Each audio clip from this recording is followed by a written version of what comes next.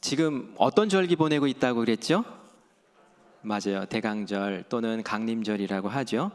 예수님의 탄생하신 그 탄생을 우리가 기억하고 또 예수님의 재림하심을 우리가 기대하면서 주님 어서 오시옵소서라는 마음으로 준비하며 기다리는 절기가 바로 이 대강절기 또 대림절, 강림절이라고 하는 절기죠.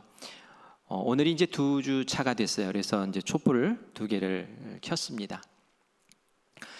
연말 연시가 되면은 세상 분주하죠. 한 해를 정리하고 또 새해를 준비하기 위해서 분주하죠. 교회도 마찬가지인 것 같아요. 우리 연말을 보내고 또 새날을 준비하면서 재정부는 또 재정을 정리하고 또 계획을 세우고 또 각 조직들도 이제 부서들도 총회를 하고 그리고 또 임원을 세우고 계획을 세우고 어떻게 살았는지 보고도 하고 이제 이런 시간들을 갖습니다. 우리 교육자들도 이제 한 팀으로 이제 갖추어졌어요. 그래서 누가 어느 부서를 맡을 건지 서로 이야기하고 배정도 하고 그렇게 했어요. 그리고 올해는 특별히 한 5, 6년 정도 지속되어 왔던 속회를 이제는 마감을 하고 새롭게 속회를 편성하려고 하죠. 교구장님 또 속장님들도 든든히 세워져야 하고 또 속회도 이전과는 다른, 이전이 잘못됐다는 거 아니에요. 이전 너무 잘하셨는데 이제는 조금 더 성장한 속회로 이끌어 나가려고 기도하고 준비하고 있어요. 속회 얘기가 나왔으니까 잠깐 말씀드리면은 어느 분이 저한테 질문을 하셨어요. 목사님, 우리 교회는 왜 부부속이 없어요? 라고 질문을 하셨어요. 근데 그 질문을 듣고 제가 깜짝 놀랐어요. 맞다. 우리 교회는 왜 부부속이 없지? 다 남자 여자 이렇게 따로 하지? 너무 이상한 거예요. 제가 여러 교회에 전화를 했어요. 이 교회도 해보고 저 교회도 해보고 제가 또 지내왔던 교회들 있잖아요. 다 부부 속회가 기본이에요. 기본. 그리고 그렇게 부부 속회를 못할 경우에는 이제 남자 속회, 여자 속회. 또 어떤 교회는 동아리별로 아니면 직업별로, 지역별로 해서 다양한 속회들이 이렇게 조직이 되어서 이제 활성화되고 있는데 우리 교회도 부부 속회를 한번 신설해서 운영을 좀 해봐야겠다 그런 마음을 갖게 됐어요. 새롭게 조직되는 그것 이상하다라고 생각하지 마시고 그런 것도 있구나라고 생각하시고 같이 또 협력해 주셨으면 너무 감사하겠습니다. 감사하게도 올해는 장로님, 집사님, 권사님 임원 선출을 하지 않기로 했습니다. 올해에 임원들이 많이 선출됐죠. 그래서 안 해도 되겠다라는 생각이 들고 또 제가 교회에서 한 1년 정도 이렇게 지내야지 우리 성도님들을 속속들이 좀 알게 되고 그리고 임원으로 또 세울 수 있을 것 같아서 올해는 넘어가기로 했어요. 근데 제가 감사하게도라고 이렇게 표현을 쓴 이유는 교회마다 연말이 되면 어려움 겪는 게 있는데 바로 이것 때문에 임원 선출하는 것 때문에 어려움을 겪게 돼요. 왜 나를 인정해 주지 않아? 왜 나를 이쯤 됐으면 나를 세워줘야 되는 것 아니야? 라는 것 때문에 임원 선출로 이렇게 어려움을 겪는 교회들을 많이 봤거든요. 여러분, 임원이 된다는 게 뭘까요? 남들 위해 군림하기 위해서 높은 지위 받는 것, 권력을 얻는 것, 그거 절대 아니죠. 그거 아닙니다.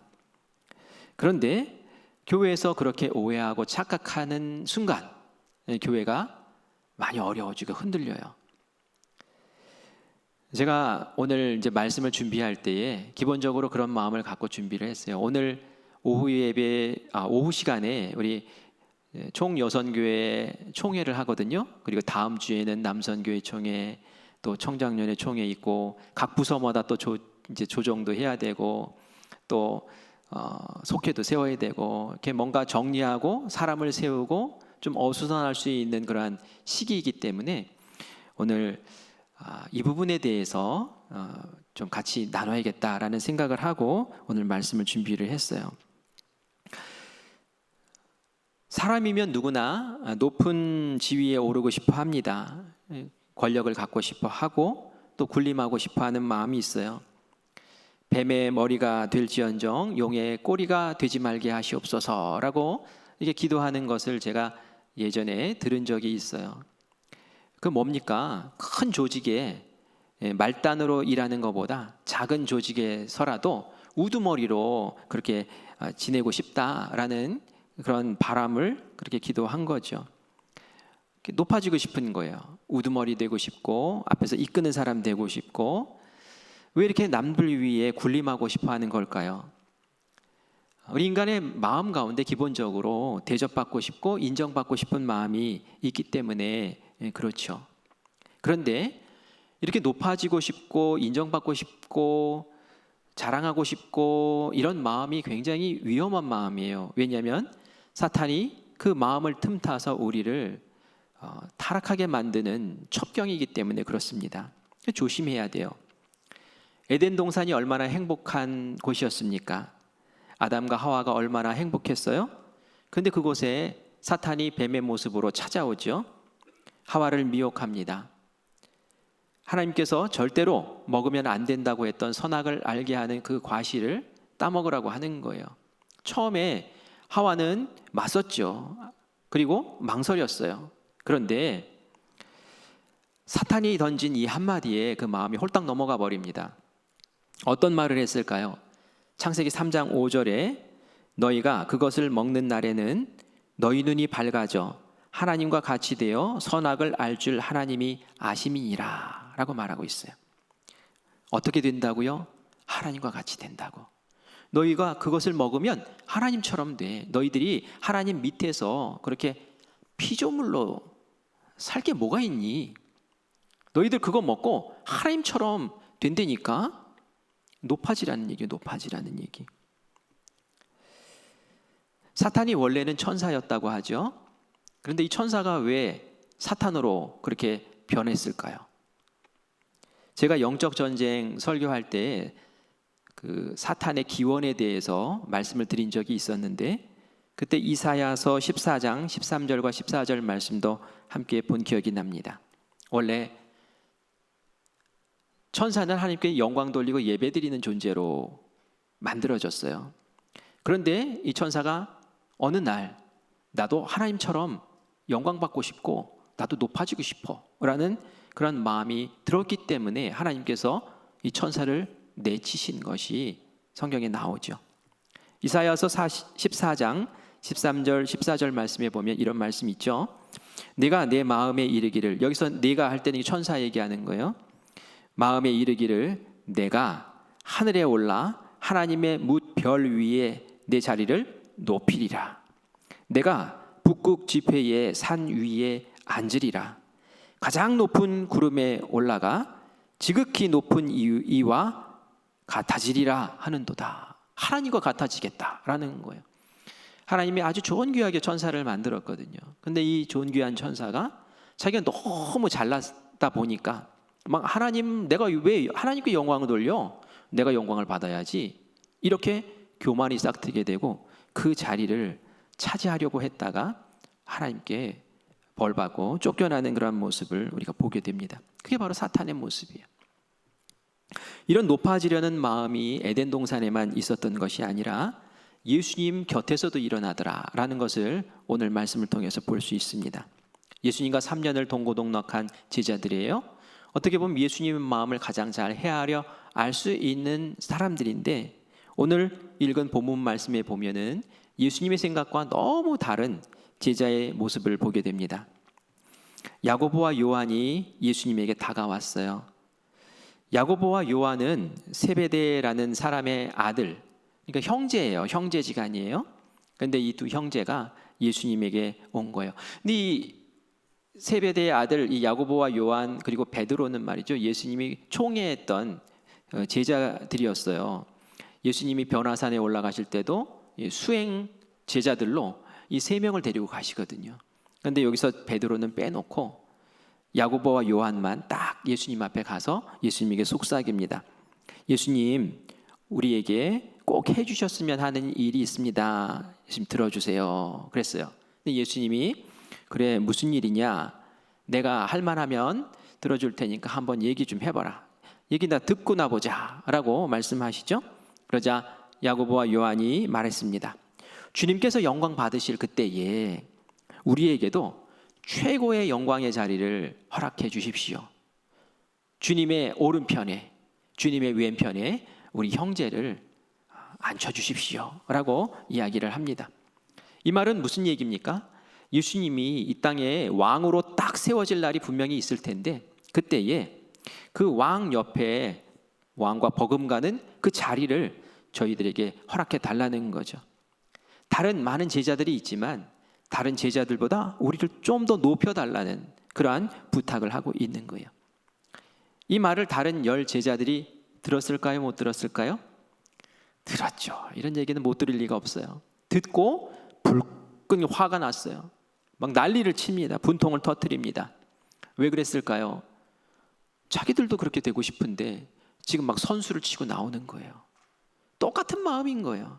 우리들도 높아지고 싶은데 저것들 봐? 이렇게 된 거죠.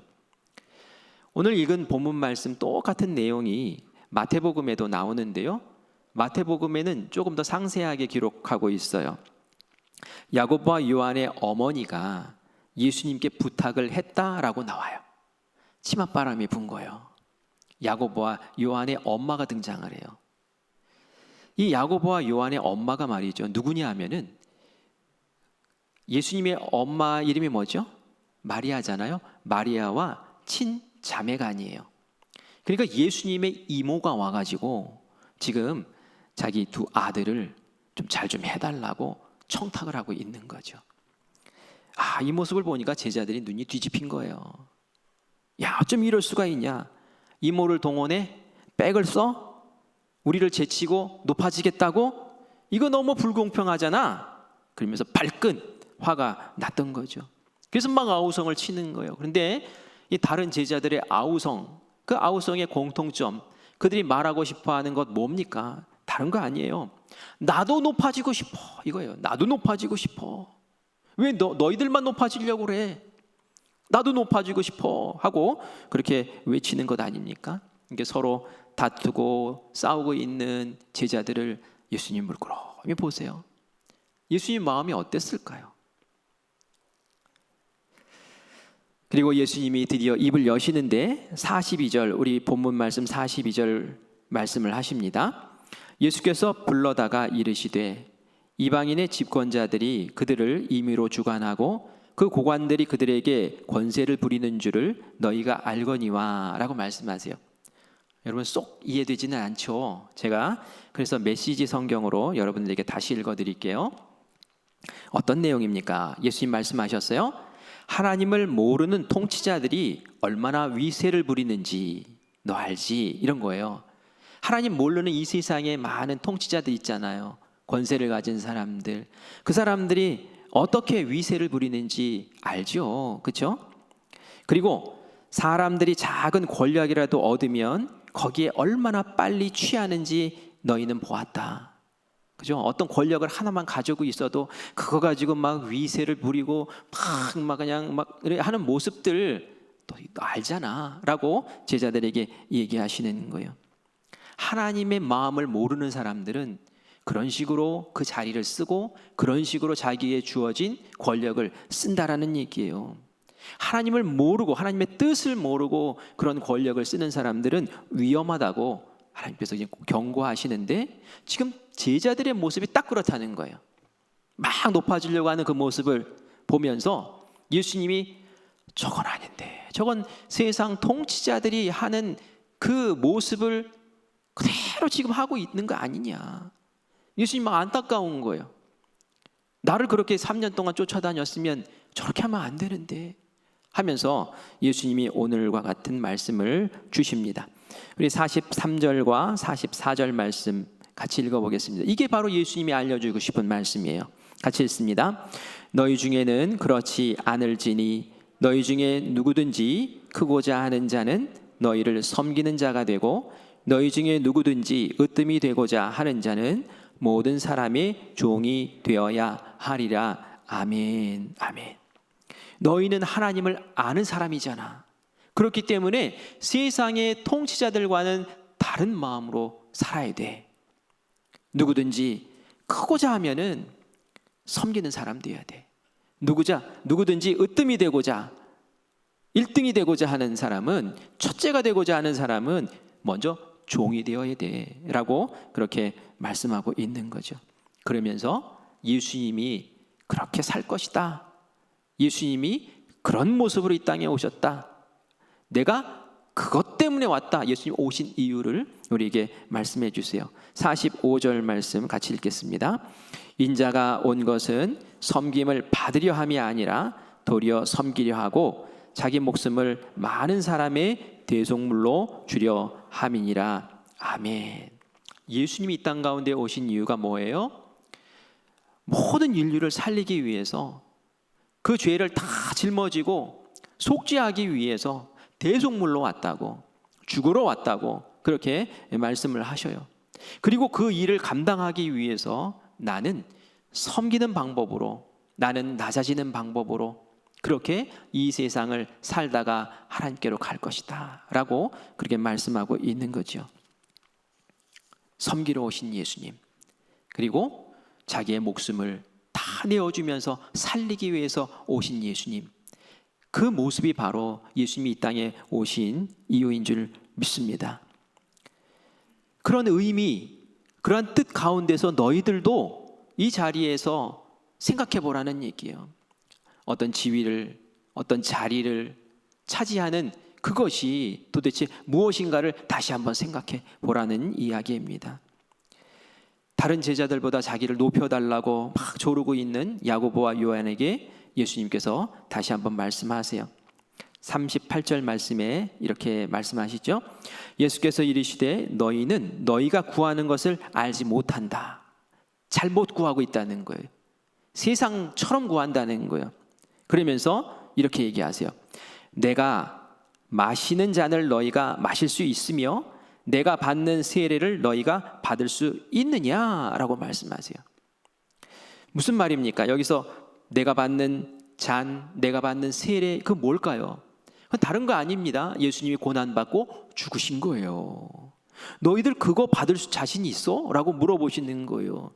너희들 지금 영광, 권력, 힘, 그것이 주는 단물 그것만 쪽쪽 빨아먹으려고 생각하는데 그거 아니라는 거예요.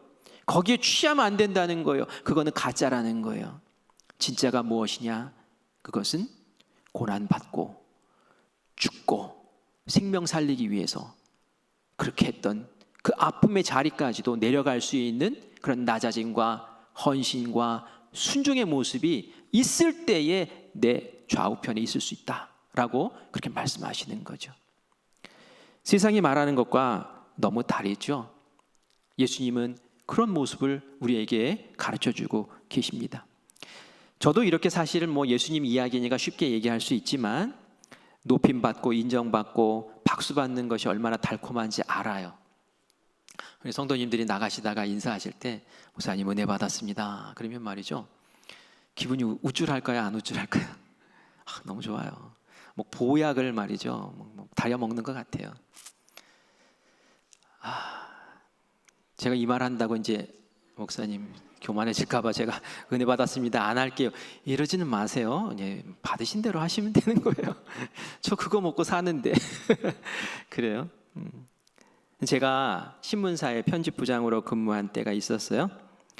교회의 부목사로 있었어요. 그때 40대 초반이었어요. 한순간에 이게 감리교 본부에서 신문사 편집부장으로 이제 오라고 해서 그곳에 가게 됐어요. 그곳에 가기 전에는 제가 감리교회 그 감독님들 있잖아요. 감독님들을 먼 발치에서만 그냥 볼 정도였지 가서 인사도 제대로 못하였는데 본부에 들어가니까 감독님들이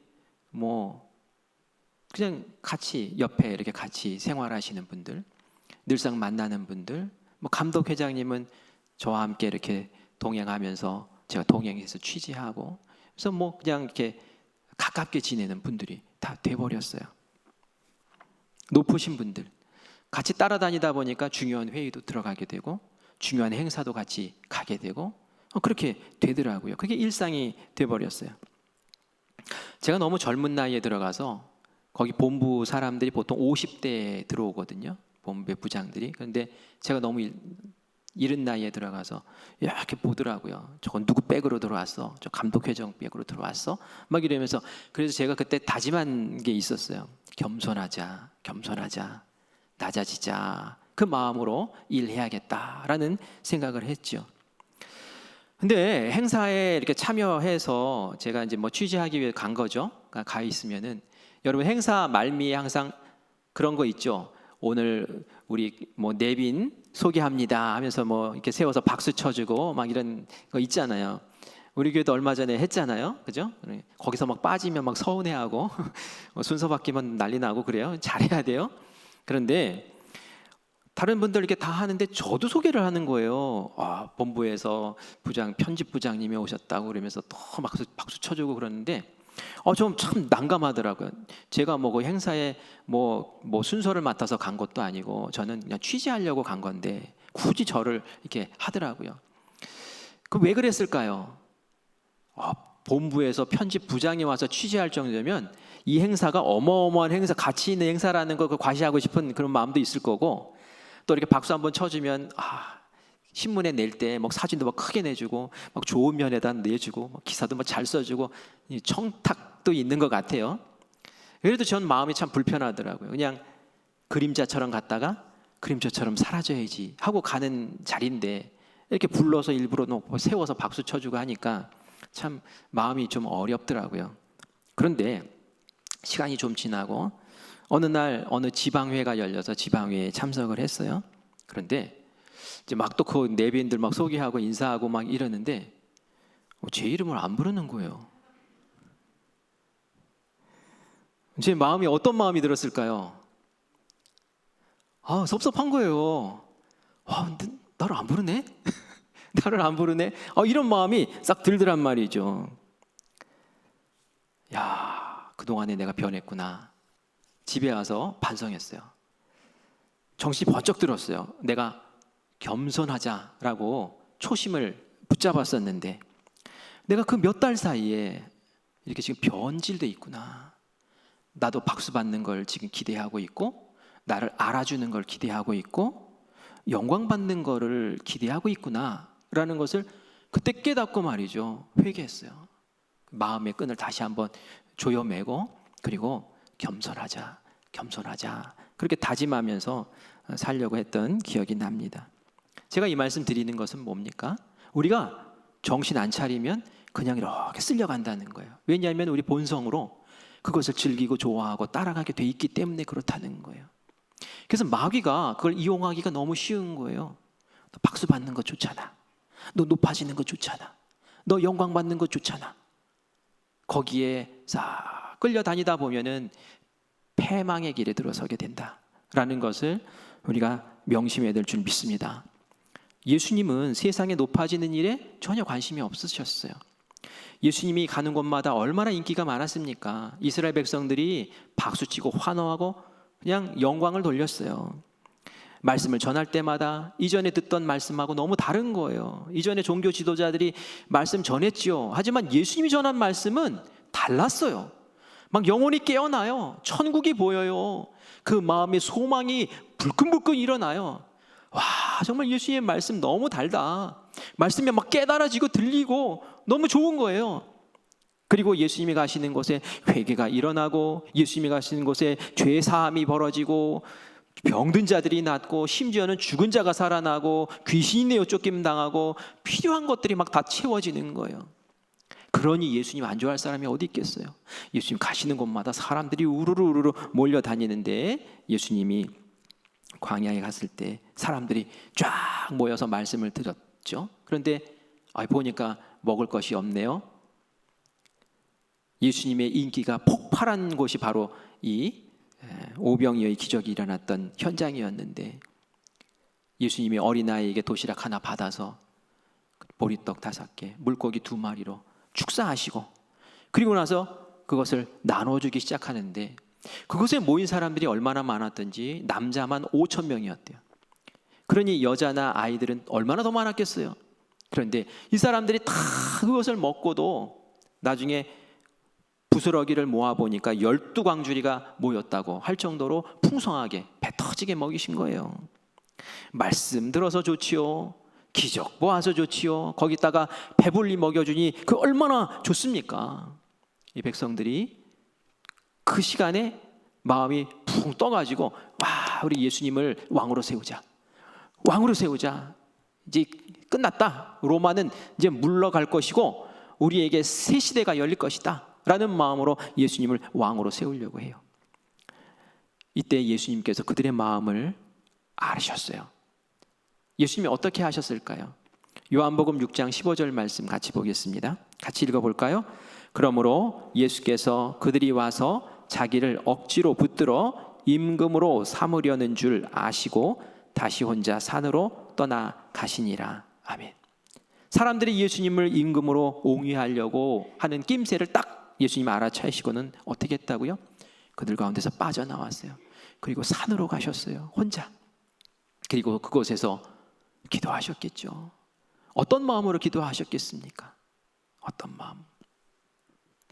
이렇게 하나님의 아들이신 예수님은 높임받기를 원치 않으시고 이렇게 낮은 모습으로 영광받기를 원치 않으시고 그렇게 섬기는 모습으로 그렇게 사신 줄 믿습니다. 예수님은 이 땅 가운데 오셔서 철저하게 종의 모습으로 사셨어요. 메시아 예언을 담고 있는 이사야 42장 1절 말씀을 보면은 내가 붙드는 나의 종 내 마음에 기뻐하는 자 곧 내가 택한 사람을 보라. 내가 나의 영을 그에게 주었은즉 그가 이방의 정의를 베풀리라 라고 말씀하고 있는데요, 하나님이 예수님을 뭐라고 말씀하세요? 내가 붙드는 나의 종이라고 말씀하세요. 너는 나의 종이다 라고 그렇게 말씀하시죠. 종이 어떤 사람입니까? 종은 주인에게 속한 사람이에요. 자기의 목숨, 자기의 시간, 자기의 삶 자체를 다 종은 주인과 딱 엮어서 그렇게 살아갑니다. 운명을 같이 해요. 주인이 행복하면 종인 나도 행복하고, 주인이 불행하면 종인 나도 불행한 거예요. 이것이 종의 운명이죠.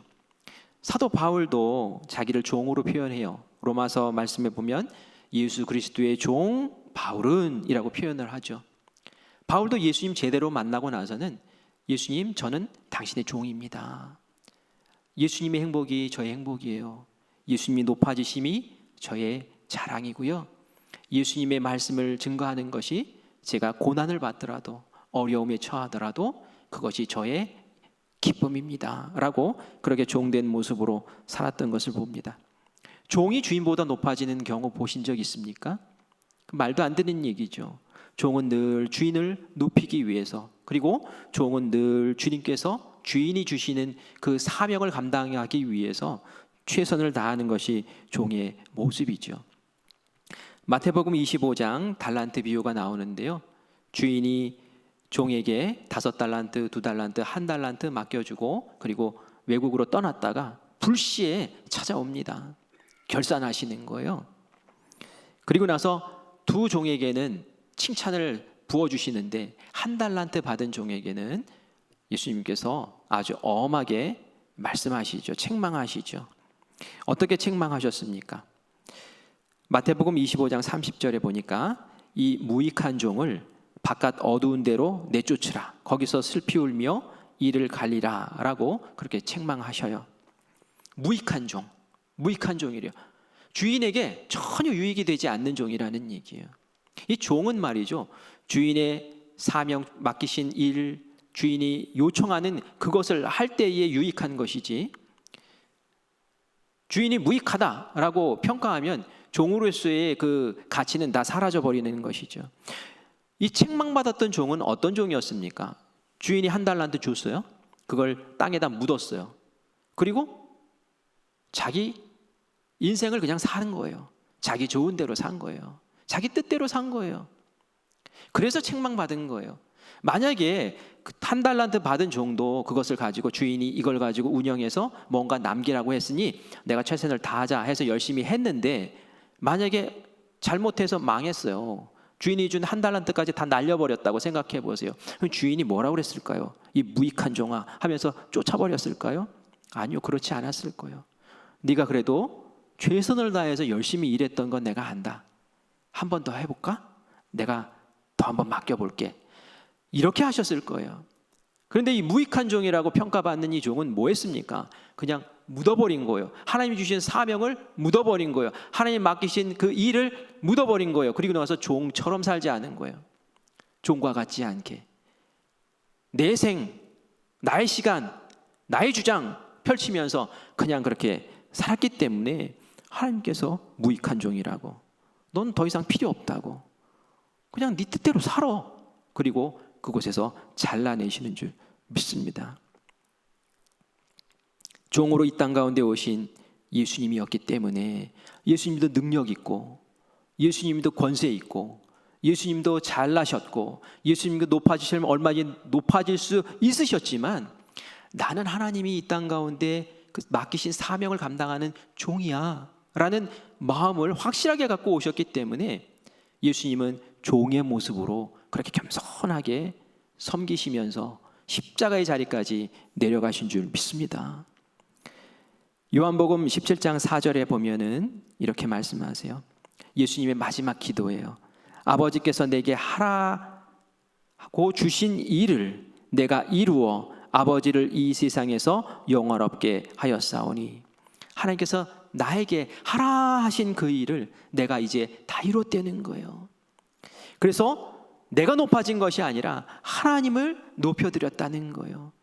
이게 바로 예수님이 이 땅 가운데 사셨던 모습이라는 얘기예요. 예수님이 언제 높아지신 적이 있습니까? 자기 스스로를 높이려고 애쓰신 적이 있습니까? 높은 자리에 가려고 예수님께서 운동하신 적이 있으십니까? 아니에요. 예수님 그런 일을 하지 않으셨어요. 오히려 피해 다니셨어요. 예수님은 항상 피곤하셨어요. 왜요? 가난한 사람들 만나서 살려주고, 어려운 사람들 돌봐주고, 예수님은 식사하실 시간도 없으실 정도로 그렇게 섬기셨어요. 예수님은 태어나실 때부터 마국간에서 태어나셨잖아요. 왕궁이 아니라. 예수님은 하나님께 가기 전, 십자가에 달리시기 전에도 어떻게 하셨습니까? 제자들의 발을 씻기시면서 뭐라고 하셨어요? 내가 너희에게 이런 본을 보이니까 너희들도 나를 따라서 하라고, 그렇게 말씀하셨어요. 예수님의 그 삶의 인생 전체를 들여다보면 예수님은 겸손히 섬기고 낮아지시고 그러면서 하나님이 맡기신 그 사명 감당하려고 최선을 다하셨던 분인 줄 믿습니다. 그렇다고 예수님이 낮아졌나요? 그렇다고 예수님이 무시되고 잊혀졌나요? 절대 그렇지 않아요. 예수님을 하나님께서는 다시 부활시키셨고, 하나님의 나라로 승천시키셨고, 그리고 지금 예수님이 어디 계신다고 성경에 나옵니까? 하나님의 우편에 앉아 계신다고. 그죠? 내가 앉고 싶어서 앉는 게 아니라 하나님이 앉게 하신 거예요. 왜요? 그렇게 살았으니까. 그렇게 살았기 때문에 너는 내 우편에 앉아서 이 세상을 다스릴 수 있는 권세를 갖기에 충분해. 예수님께서 이 땅을 그렇게 다스리시는 줄 믿습니다. 내가 이 땅 가운데 높아지려고 하는 건 진짜 높아지는 게 아니에요. 하나님이 높여주셔야 그게 진짜로 높아지는 건 줄 믿습니다. 하나님이 높여주시는 그 자리에 가기 위해서는 하나님 맡기신 사명, 그것을 최선을 다해서 종의 겸손한 심정으로 그렇게 잘 감당할 때 이루어질 줄 믿습니다. 우리 교회에서 이제 섬기는 부서들이 참 많잖아요. 이제 각양의 은사들을 가지고 우리 교인들이 열심히 섬기는 모습 보면 너무 기쁘고 감사해요. 또 이제 속회를 구성하면서 교구장도 세워야 되고 속장님들도 세워야 되는데 이 섬기신 분들이 많이 필요해요. 제가 오늘 이 말씀 드리는 이유가 이런 일에 우리 헌신합시다. 기꺼운 마음으로, 종의 심정으로, 그 높아지는 자리 그거 아닐지라도, 그죠? 그래도 하나님께서 우리에게 주신 사명, 나에게 주신 은사라면 땅에 묻지 말고 내가 겸손히 섬기겠습니다 라는 그 심정으로 여러분들 세움받기를 간절히 소원합니다. 정말 감사한 것은 우리 교회 교인들은 보니까 1인 1사역들을 다 하시는 것 같아요. 다 뭔가 사역들을 맡아서 하시는 것 같아요. 제가 교회 와서 깜짝 놀랐던 게 월, 화, 수, 목, 금, 토, 일, 그냥 일주일이 예배당이 너무 깨끗한 거예요. 화장실이 너무 깨끗해요. 제가 그곳에서 짬뽕을 먹으라면 먹을 수 있을 것 같아요. 엄청 깨끗해요. 누가 관리하나 너무 궁금했어요. 관리하시는 분이 계신가 했더니 우리 성도님들이 관리를 하시는데 그렇게 깨끗한 거예요. 아, 우리 교인들은 이렇게 하나님의 일을 위해서 마음 쓰고 이렇게 헌신하시는구나 라는 것을 보면서 너무 기뻤어요. 뭐 그것뿐만이 아니겠죠. 또 여러 가지 사역들 각 부서에서 열심히 섬기시는 모습 하나님께서 분명히 보실 줄 믿습니다. 그 모습 하나님께서 인정하세요. 하나님께서 분명히 세우시고 별처럼 그렇게 여러분들을 높여주시는 날이 분명히 있을 줄 믿습니다. 제가 존경하는 목사님 이야기를 잠깐 할게요. 제가 정말 여러분들에게 한번 소개시켜주고 싶은 목사님이신데요. 이분 존경하는 이유는 겸손하기 때문에 제가 또 존경해요. 그분이 뭐 한 교회에서 한 35년 넘게 목회를 하셨던 분인데요. 이분이 한 지방에서 계속 계시니까 지방에 계신 목사님들도 많이 존경을 해요. 감리사도 여러 번 이렇게 하셨는데 뭐 내가 하고 싶어요 해서 한 게 아니에요. 떠밀려서 이렇게 하신 거죠. 그분이 딱 계시면은 모든 사람들이 평안을 느껴요. 왜냐하면 지혜로운 분이고 또 늘 겸손한 분이고 권위를 주장하지 않는 분이기 때문에 그분이 함께 계시면은 늘 마음이 평강한 마음을 갖게 되죠. 한 번은 교회에 그 동사무소에서 전화가 왔어요. 복지 관련된 부서를 맡은 직원이 전화를 했는데 거기 목사님이 오늘 상 받으시러 가는데 시장님 상 받으러 가는데 누가 같이 가십니까? 하고 물어보는 거예요. 그런 얘기 들어본 적이 없었거든요. 어째 아침에 목사님이 안 계시더라고요. 그래서 목사님이 안 계시네 그랬는데 상 받으러 가신 거예요. 아무도 몰랐어요. 심지어는 사모님도 모르시더라고요. 그래서 막 불이 나게 연락을 해가지고 꽃다발을 하나 준비해가지고 그냥 총알같이 그 시청으로 뛰어들어갔죠. 그랬더니 상 받는 사람이 여러 분 계시는데 다른 분들은 다 환영한 축하한다고 많은 사람들이 막 와가지고 있는데 우리 목사님만 덩그러니 혼자 앉아 계시는 거예요. 그래서 우리도 저 뒤에 이렇게 앉아 있다가 드디어 목사님 상 받으실 때 짠 하고 나타났죠. 그래서 꽃다발을 드리는데 목사님이 굉장히 막 난처해하시고 쑥스러워하시고 어쩔 줄 몰라 하시는 거예요. 동사무소에서 추천한 이유는 교회가 지역사회에 영향력을 많이 선한 영향력을 많이 미치고 그러니까 목사님 너무 수고하셨다고 추천을 해서 이제 상을 받게 되었는데 그 목사님 입장에서는 내가 이 상을 받을 사람인가? 이건 교회에서 당연히 해야 될 한 거고 영광 받으실 분은 하나님이시지 내가 무슨 박수를 받고 내가 무슨 상을 받나? 그런 마음 때문에 교회에 알리지도 않으시고 심지어 사모님께도 알리지 않으시고 혼자서 살짝 받아가지고 오시려고 했다가 그때 딱 걸린 거죠. 저희들을 보시고는 딱 한마디 하시더라고요. 들어가면서 밥 먹고 들어가라고. 그러면서 뭐 돈도 안 주시면서 우리 돈으로 사 먹었어요. 그러고 들어갔어요. 그게 끝이에요. 어느 날 사무실에 화분이 하나 왔어요. 근데 보니까 이사장 취임을 축하합니다. 우리 목사님이 이사장 취임 이런 거 잘 안 하시는데 알고 보니까 농아선교회 이사장 취임이었어요. 농아선교회가 뭘까요? 말 못하는 그런 장애를 가지고 계신 분들 선교하는 단체예요. 근데 거기 오래 이사장 하시던 분이 이제 은퇴를 하시고 새로 이사장을 선출해야 되는데 아무도 하려고 하지 않는 거예요. 왜 안 할까요? 그건 굳은 자리거든요. 거기 섬겨야 되고 후원해 줘야 되는 자리고 돌봐줘야 되는 자리고 이름 나는 자리가 아니거든요. 박수 받는 자리가 아니거든요. 안 하려고 하는 거예요. 아무도. 그래서 떠밀려 가지고 억지로 하게 되셨다고 그러면서 이제 뭐 이런 걸 보내냐고 그러면서 이렇게 하는 모습을 봤어요. 그분의 직함에는 보면은 항상 어려운 곳, 힘든 곳, 남이 안 맡으려고 하는 것, 그것 맡아가지고 은퇴하실 때까지 감당하시는 그 모습을 제가 옆에서 지켜봤어요.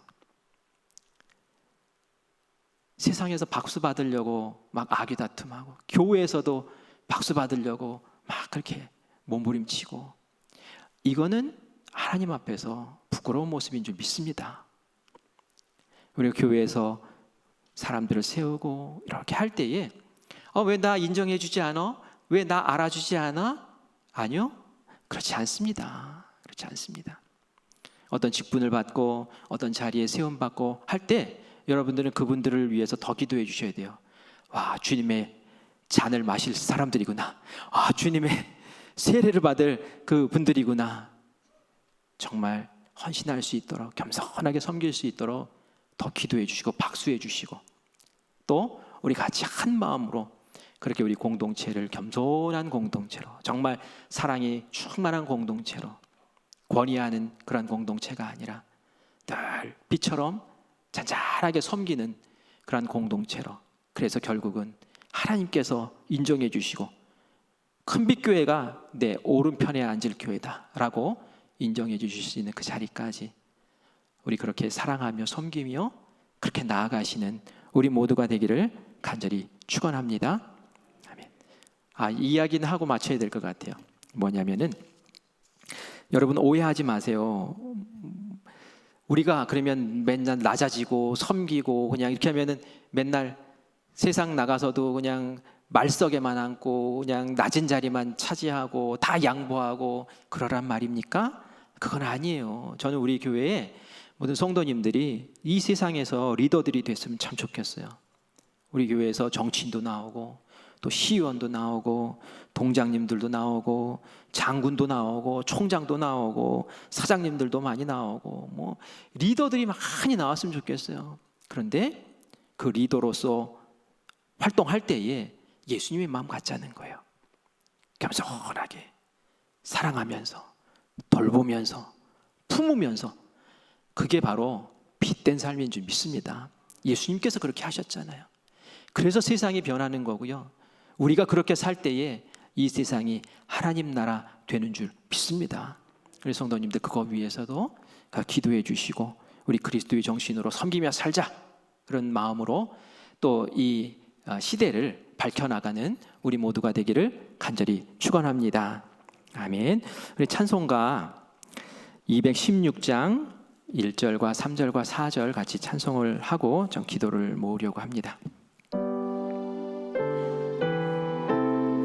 예수님이 어떻게 하셨는지 생각하면서 같이 찬양할까요? 성자의 귀한 몸 날 위하여 버리신 그 사랑 고마워라.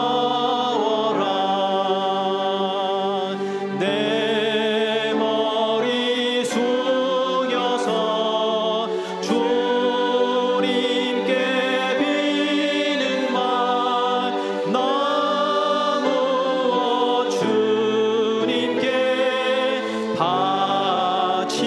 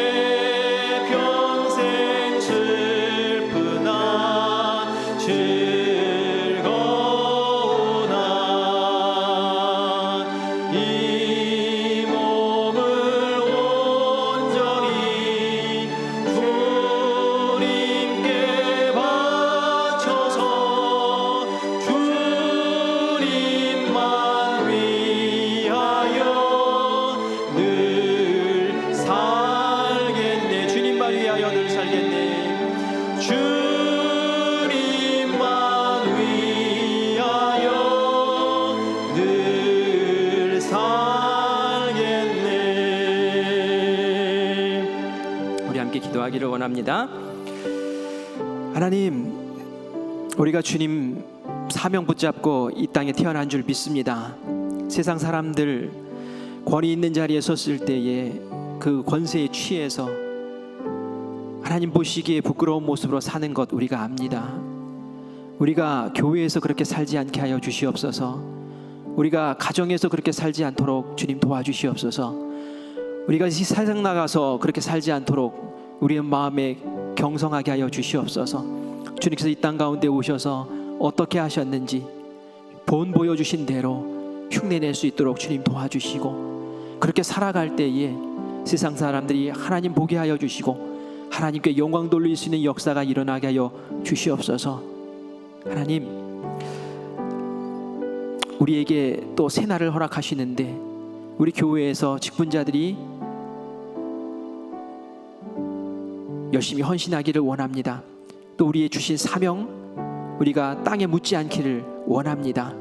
주님의 마음으로, 종된 마음으로 그렇게 우리를 세워주시고 주님 앞에 충성하였을 때 잘했다, 충성된 종아 라고 인정하시는 그 귀한 상을 우리가 꼭 받게 하여 주시옵소서.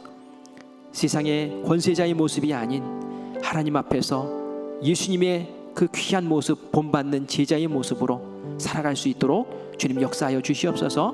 우리 함께 기도하기를 원합니다. 주님 한번 부르고 함께 합심해서 기도하겠습니다. 주여, 아버지 하나님 은혜를 감사합니다. 오늘도 주님께서 우리를 불러주시고 이 어려운 시대에 어려운 날들 하나님 주님께서 잘 이겨내게 하신 은혜에 감사합니다. 아버지 하나님, 우리에게 사명 주셔서 이 땅 가운데서 하나님의 자녀답게 살게 하셨는데 아버지 하나님, 우리가 취해야 될 모습, 태도들을 다시 한번 점검하게 보게 하여 주시고 이 교회에서 일어나는 모든 총회들과 또한 조직들과 또 사람을 세우는 일들과 속회를 구성하는 모든 일들 가운데 주님의 마음으로 겸손히 사명 감당하며 설 수 있는 아버지 하나님 귀한 종들을 세워주시기를 간절히 소망합니다. 세상의 그러한 혼란들이 아버지 우리에게 틈타지 않도록 주님께서 도와주시고 마귀의 권세가 우리 가운데 역사하지 않도록 주님 우리의 마음을 지켜주시기를 간절히 원합니다. 하나님 아버지, 우리 사랑하는 성도들 세상 가운데서도 아버지 하나님 리더들로 주님께서 세우시기를 간절히 원합니다. 저희들의 처한 자리 위치에서 아버지 하나님께서 주신 귀한 영향력들을 발휘할 수 있는 저희들 될 수 있도록 주여 도와주시옵소서. 주님의 마음으로, 주님의 심정으로 하나님 저희들의 선자리를 주님께서 빛나게 하여 주시고 아버지 이 땅 가운데서는 양보하는 것 같고 이 땅 가운데서는 가난한 것 같고 이 땅 가운데서는 볼품없는 것 같았지만 하나님께서 인정하시는 귀한 그 자리에 세움받는, 하나님께서 인정받는, 하나님께서 칭찬하시는 귀한 종들로 주님 나가설 수 있도록 주여 도우시옵소서. 오늘 총여선교회 총회가 있고 또 다음 주에는 남선교회 청장년회 총회가 있고 아버지 또 속회를 구성하는 일이 있고 직분들을 아버지 나누어 갖는 그러한 일들이 있습니다. 주님께서 함께하여 주시어서 그 모든 일들이 주님의 은혜 평강으로 진행되어지게 하여 주시고 섬김과 나눔과 헌신이 넘치는 귀한 역사를 주님 누리게 하여 주시옵소서. 감사드리며 예수님의 이름으로 기도합니다. 하나님 감사합니다. 오늘도 주님의 마음을 알게 하시고 세상과 다른 정신으로 새로운 삶을 살게 하시니 은혜를 감사합니다. 겸손한 것이 지는 것이 아닙니다. 겸손한 것이 강한 것임을 알게 하여 주시고 하나님께 인정받는 그러한 모습으로 살아갈 수 있는 우리 모두가 되게 하여 주시옵소서. 사람에게 인정받는 것이 대단한 것이 아니라 하나님께 인정받는 것이 정말 참된 것임을 알게 하여 주시고 거짓에 미혹되는 우리가 아니라 진리의 그 마음 사로잡히는 우리 될 수 있도록 주여 인도하여 주시옵소서.